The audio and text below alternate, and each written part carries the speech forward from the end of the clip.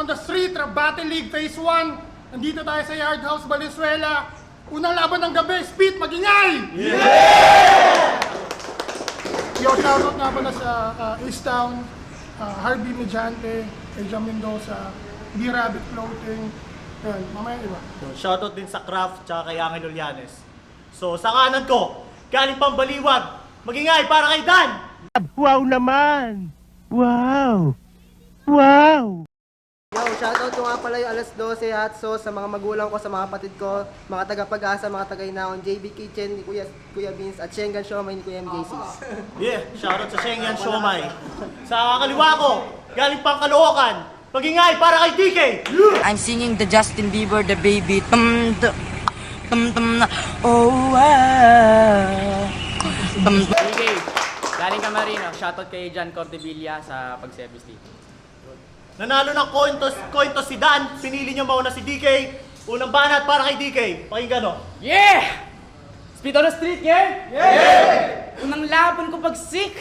Salamat na agad kahit binadagat kabado. Yung lugar sobrang siksik, binabahan ng mga tao.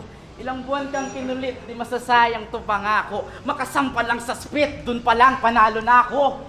Yung lugar, nagtataka ako. Kahit malayo ay dinayo. Maligaw-ligaw pa nga ako kasi nga kabilang ibayo. Pero kahit na papano, itong bata na engganyo, pinigay nyo tong si Dan. Laruan o sasakyan niya na yung maagang paregalo. Sige siya, isakyan nyo sa mga wak niyang sulatin. Paantaran ng mga banat malamang magpapansin. Pero ating tandaan, na kahit baguhan sa sagasaan ko pa rin walang mahabang gaguhan. Ibabangga ko yan sa tren. Oh, yung bata na bahala. Oh, wala akong pake. Sagasaan pag-deliver yung hangganan walang meter. Pitong 4-seater, tinapat sa 100-wheeler at yung bata na bahala. Habang inaarado rin. Yung bata na ba? Yung inaarado rin, atras abante na pagpihit. Batang nilalaro yung tren, oo. Atras abante, yung natatapos yung sa guhit. Tinitesting ko lang kung tumatagos tong bullet. Train, let it rain. Sakop, more on range. Tumatagos yung train na parang Doctor Strange. Strange. Sobrang dami ng dimensions. But we're still on the Yard House. We're still on the same station. Saan na ba tayo? Speed on the street? Lahat nagsisakayan.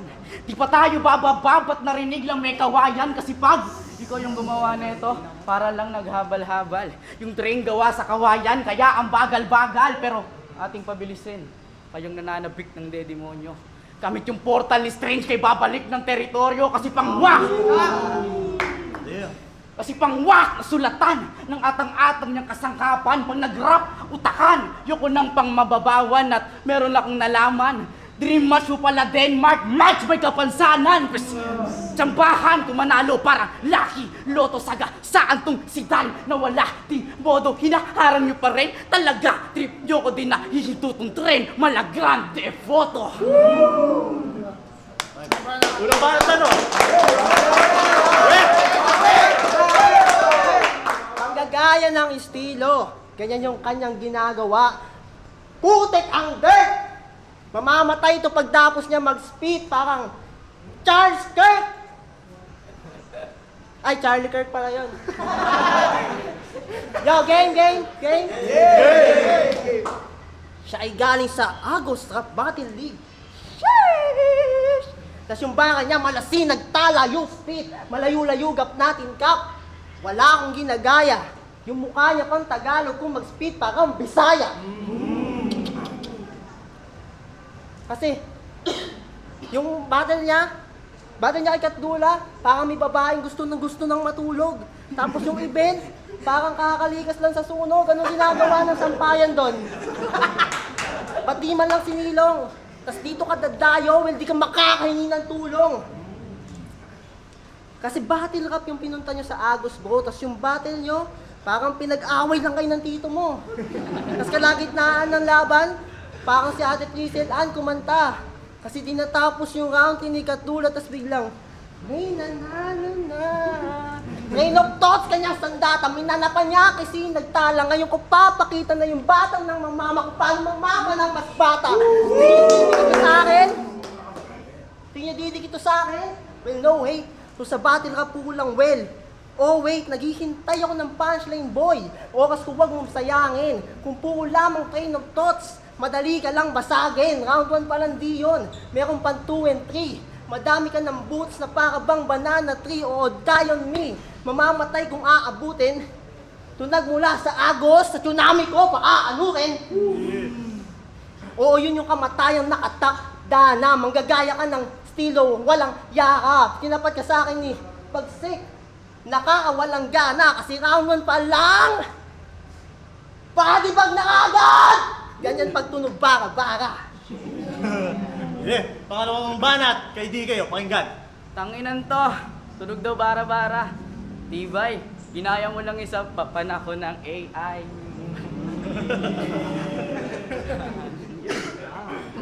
Tangina, nambabangga pa.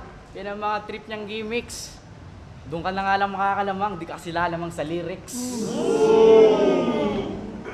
Oo, galing Agos. Pasensya na kung ako dahilan ng panibugho mo. O pagtapos ng laban, naagos siyang dugo mo. Round 2. Okay ba mga banat niya? Pinakinggan nyo ng...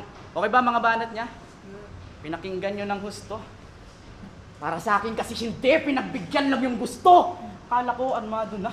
Ang mga letter tong hukbo. Tanginang rap to pang may sarili na mundo. Tanginang rap to pang may sarili ng mundo. Unang-una sa lahat, ako yung katapat. Yung nandirito babanatan. Ito na babang palagtasan? Ano bagsik? Pababayaan? Pwes na mali ng landas daanan niyang nilalakaran. Reckless driver tong sitan. Kung sino-sino tatamaan. Abang ako, safe lang. Pero palagbag, tangina mo.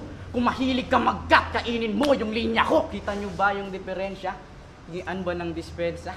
Pwes pasensya. Kasi kung meron kang lisensya, huy, wala akong konsensya. Ito na ba rapper, dumadayo? Panisali-sali ng turna. Nawala lang si Denmark sa teritoryo, tumadami na naging anyo niya. Pwes may sakit ka nga pala, di magaling-galing ang puta. Maganda ka bago ka bumatin, magkain-kain ka muna.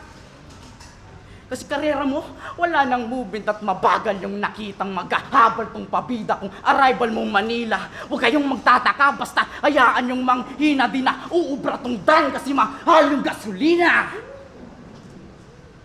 Di na uubra tong dan kasi mahal yung gasolina from Caloocan. Bumaba, batang-bata yung dumayo. Di nagpadarag sa mababa na sino-sino tumatalo. At Bulacan naman si Dan, di nagkataon, di ordinaryo. Di tayo magkataon sa panahon ni Bonifacio. Oo, yung tagpo, Goyo tas Bonifacio. Yung tagpo pang uno-uno. Talagang mas tiyak sinolo.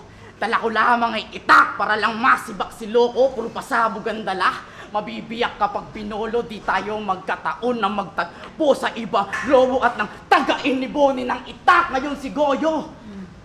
Snipe na kahanda. Puputok sa ilang bilang tas talaga. Pak na lang tong Goyo. Ito yung tirad pass kaya mag-ingat-ingat ka. Malulutong tong bakon ko. Isang maling lunok mo lang at puputok yung batok mo. Ay, pangalawang banat, kayo dalo, pakinggan. Binabanggit pa si Denmark. Ubod ng tanga. Kaya mo binabanggit si Denmark, mahina kang kagaya niya.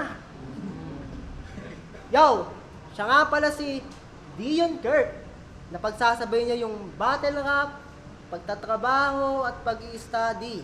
Paano kung sabihin ko sa'yo na kaya kong mag-battle rap, magtrabaho habang nag-i-study?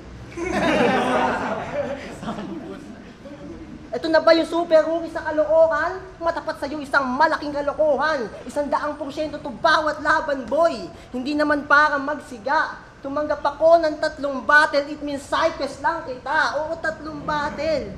Puro may paya. At ikaw yung kauna-unahang mamamayapa. Ito copy ko. Nawala.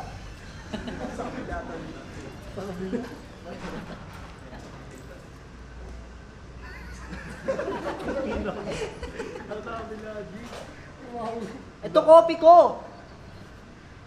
Ito copy ko. Haluan mo na lang ng damo. Di ba yan nagmimistulang pampalakas mo? Ganyan na ganyan yung kabataan gusto kong mabaon. At binigyan na kita ng copy ko para makayanan mong bumangon. Hambang halos ng 2x2 para sa akin, all pabor. Kung buhay ay hiram yung sa'yo akin ng inarbor. Walang hiya, masasapul ito sa tirador. Masisibak itong bata magmimistulang mangkanor, yeah! Sisibak itong bata magmimistulang mangkanor.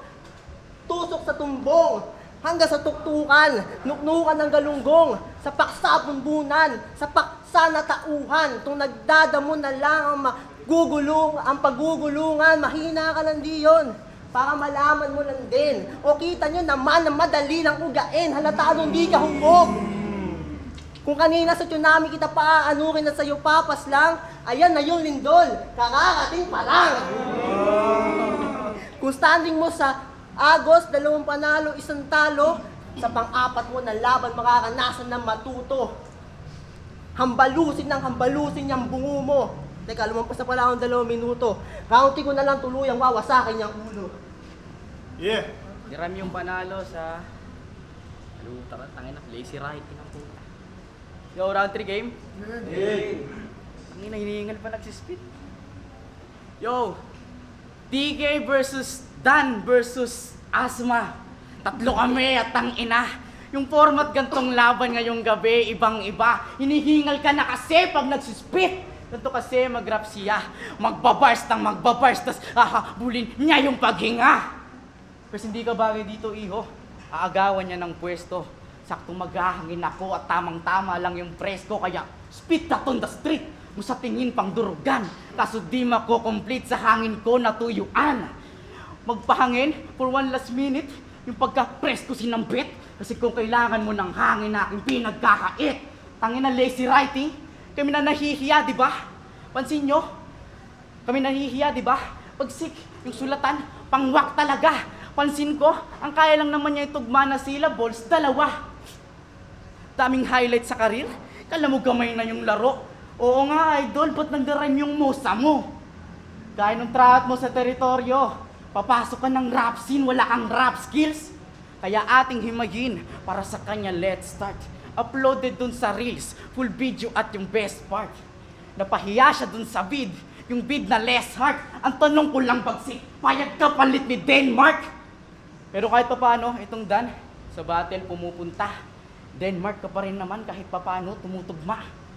Kaya kahit saan yan lumabag, yan ay rapper laughing stock. Huwag lang tumugma ang puta terno brand. Di wak, yung tugma tumatagal yung akin na siya, binastos ng inang bayan walang fuck. Kung ganyan sa Bulacan, pormahan mo sta, neriyak hindi ka rapper. Yan ay labor starter pa. DK versus Dan, underestimated. Kami nasa ilalim ng poster, ba't bubuhusan ko ng time? Kada stage ako ay all out, pupuruhan ko sa spine. Medyo disappointing lang sa pagkukunan ko ng dime. Sa gagawing kalaban, tutulungan ko mag-rhyme. Pues, hanggang dyan ka na lang. Hanggang dyan ka na lang. Because this night, swak yung timing at ako yung best man. Kung nakailag ka sa writing, salukin mo yung left hand. O, judges, do your thing. Kayo na bahala tang ina. Kahit anong lumabas sa ending, ang matalo lang kita. Yeah, pakatubanat na, no? Tinggan. Yo! Si Denmark na naman, di yun yung kalaban mo, tanga ka. Kanina mo pa dinadamay si Denmark, nananahimik sa kanila. O tapos yung tryout ko doon sa teritoryo, pinagtuma ko na yung mosa mo, kosa ko. Tanga, bobo ka talaga. Lintik, kosa mo, pero alam mong kumunik. Di ka kasi nag-tryouts doon, dapat doon pa lang dinurog na kita. Game, counter game?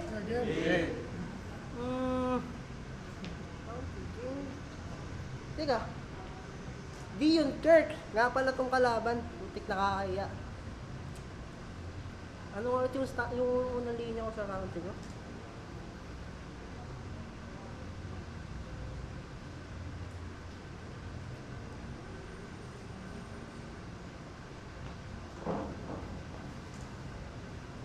Di ako nag-joke, ganun talaga yung fake starter. Pinakitaan lang kita.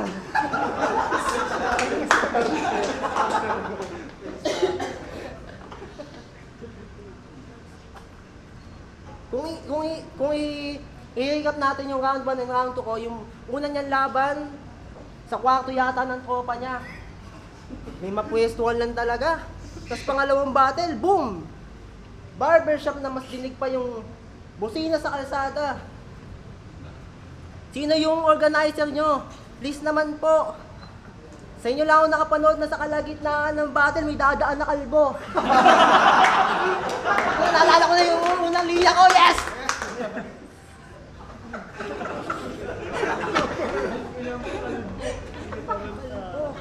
Round 3 na! At ito na yung last quarter. Sabi niya sa pangalawa niyang battle. Round 3, last quarter, sino dito nakapanood ng basketball? Ilang quarter meron sa laban? Kaya nga may second half. Second half! Intindi mo na, brother? Tapos yung round 3 mo, last quarter, well, itong pang-apat mo na laban magmimistulang last chapter. Pangatlo niyang battle, saan? Sakali na bakante. Tapos siya parang tanga, umaatras, umaabante. Baka umaatras, umaabante.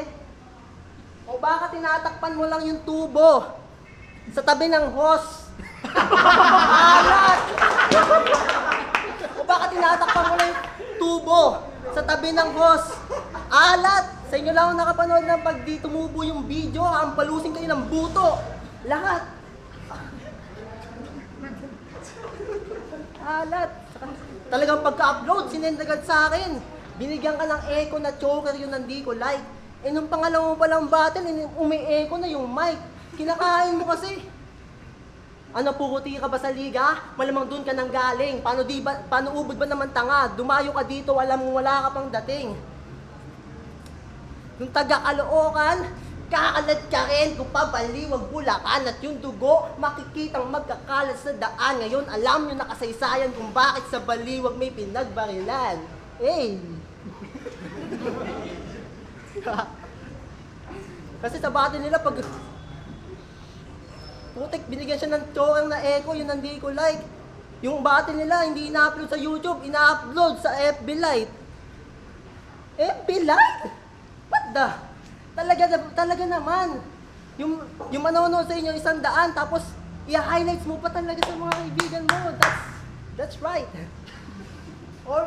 All goods.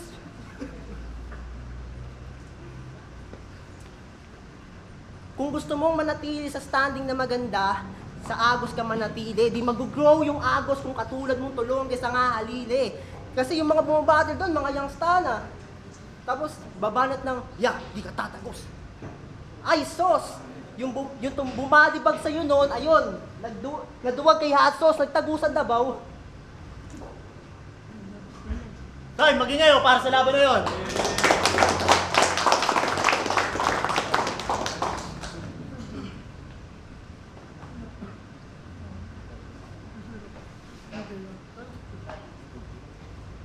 Boto ng Orado, 3-0. Magingay para kay DK. Shoutout lang ako, Kaya lang. Shoutout Agos Rap Battle League, Burst Beach. Tayo na ito, tinira yung liga ko. Burst Beach. Kay Tito John Cordivilla sa pagsuporta, kasama ko ngayon. Salamat. Sa pamilya ko, Kate, Cray, Ina, Happy Mother's Day, Jay. Kay Crash One na makulit. Yun. Sa mga tropa ko, Shiesty Diwa, suporta galing ka Marine, J Blue, Eggy, Jonas Sulugta, Iber, Tito Renren, Jolo Valencia, PJ Up, Darlord, Justin C, Justin Villasis, Jude Liad, Jade Liad, kay Kib Castillote, Stream Woo on Spotify. Check nyo. Eli Kinapuli, Patrick Andres, James ko, Kevin Limbaga, kay Ryan, sa lahat ng mga tropa ko sa Diwa, sa Kamarin, sa mga tito ko dyan.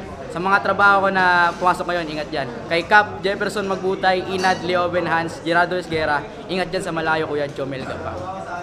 Dan. Yo, what up? Yo, my name is MJC nga pala. Binoto ko si DK. pero hindi ibig sabihin na hindi marunong si Dan. Sa tingin ko, hindi niya pa na kikita yung talagang style niya, pero napapansin ko kung siguro nag-joke siya na jokes, meron siyang chance na dumikit sa ganong klaseng lyricismo ni DK. Although props din sa rhyming ni DK, sa conviction niya, sa composure niya, at makikita mo talagang lyricista tong si DK. Para naman kay Dan, sa tingin ko, kulang lang siya syempre sa tamang pagpili ng angle. Nagkulang siya doon, pero all in all, katunog mo si Kilan, pare. Tayo na, mag-jokes ka na rin. Kung sa'yo, galingan mo, palagi. Yo, Scoopy nga pala, kita naman yung laban na kay DK talaga yun. Pero kumbaga himayin lang natin ng konti. Round 1, strongest round niya. Then, strongest round din para sa akin ni Dan. Pero ang nangyari kasi is, mas natapos ng maayos ni DK yun. Then, round 2, yun yung pinakadikit nila. Tabla sila doon. Tapos, sa round 3, yun na yung deciding factor. Yo, LKL, G-Unit.